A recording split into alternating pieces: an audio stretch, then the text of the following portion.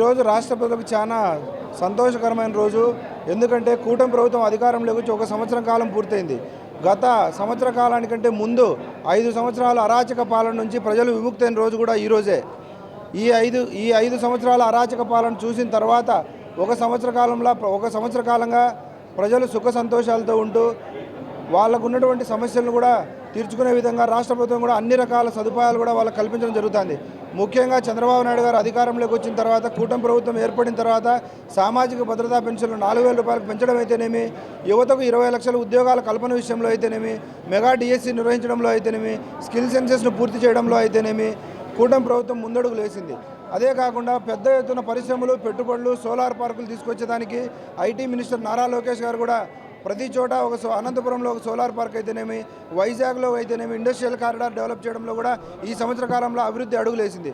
అంతేకాకుండా ముఖ్యంగా అమరావతిని అభివృద్ధి చేసి రాష్ట్ర ప్రజలకు ఒక రాజధాని రావాలనే కాంక్షతో అమరావతిని అభివృద్ధి చేసే విషయంలో కూడా కూటమి ప్రభుత్వం శరవేగంగా తన అడుగులు ముందుకు వేస్తూ ఉంది.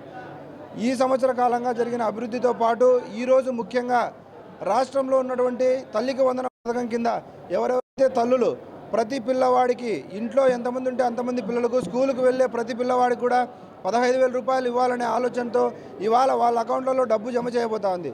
ఇన్ని రోజులు కూడా కూటమి ప్రభుత్వం హామీలు అమలు కావడం లేదు. నీకు 15,000, నీకు 15,000, నీకు 15,000 అని చెప్పి ఎక్కిరించిన జగన్మోహన్ రెడ్డి గారి నోర్లు ఈరోజు మూతపడిపోయేలాగా ఈరోజు కూటమి ప్రభుత్వం ప్రతి ఒక్కరి అకౌంట్లలో డబ్బు జమ చేయబోతా ఉంది. ఇదే కాకుండా రాబోయే రోజుల్లో కూడా మహిళలకు ఉచిత ఆర్టీసీ ప్రయాణం అయితేనేమి, మహిళలకు రావాల్సిన డబ్బులు అయితేనేమి అన్నీ కూడా అమలు చేసేదానికి కూటమి ప్రభుత్వం సిద్ధంగా ఉంది. సూపర్ 6 విజయవంతమై సూపర్ 6గానే ఉంటాయి. నవరత్నాలు నకిలీ రత్నాలలాగా ఎప్పుడూ సూపర్ 6 మారదు.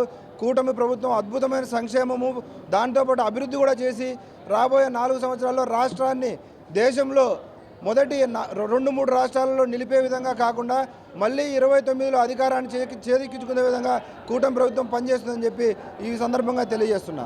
ఈరోజు కడప నియోజకవర్గంలో గౌరవ ఎమ్మెల్యేగా మాధవిరెడ్డి గారు, అలాగే పొలిట్ బ్యూరో సభ్యులు శ్రీనివాసరెడ్డి గారు అందుబాటులో లేని కారణంగా కూటమి నాయకులందరికీ ముందస్తు సమాచారం ఇచ్చి వాళ్ళందరినీ కలుపుకొని ఈరోజు కూటమి 1 ఇయర్ పాలన పూర్తయిన సందర్భంగా భారీ ఎత్తున కేక్ కటింగ్ చేయడం జరిగింది. ఈ విషయాన్ని ప్రతి ఒక్కరూ ప్రజల్లోకి తీసుకెళ్లాలా. కూటమి ప్రభుత్వం అధికారంలోకి వచ్చిన తర్వాత అమలు చేస్తున్నటువంటి హామీలు అయితేనేమిటి, కూటమి ప్రభుత్వం వచ్చిన తర్వాత చేస్తున్న అభివృద్ధి, సంక్షేమం 2 కూడా ప్రజలకు వివరించాలనే క్రమంతో కూటమి నాయకులందరూ ఇక్కడ హాజరై ఇక్కడ జరిగిన కేక్ కటింగ్ సంబరాలు వీటన్నిటిని ప్రజల్లోకి తీసుకునే విధంగా కూటమి నాయకులందరూ పనిచేయాలని చెప్పి అందరికీ కూడా పిలుపునివ్వడం జరిగింది. ఆ కార్యక్రమం కూడా పెద్ద ఎత్తున విజయవంతం చేయడం కూడా జరిగింది.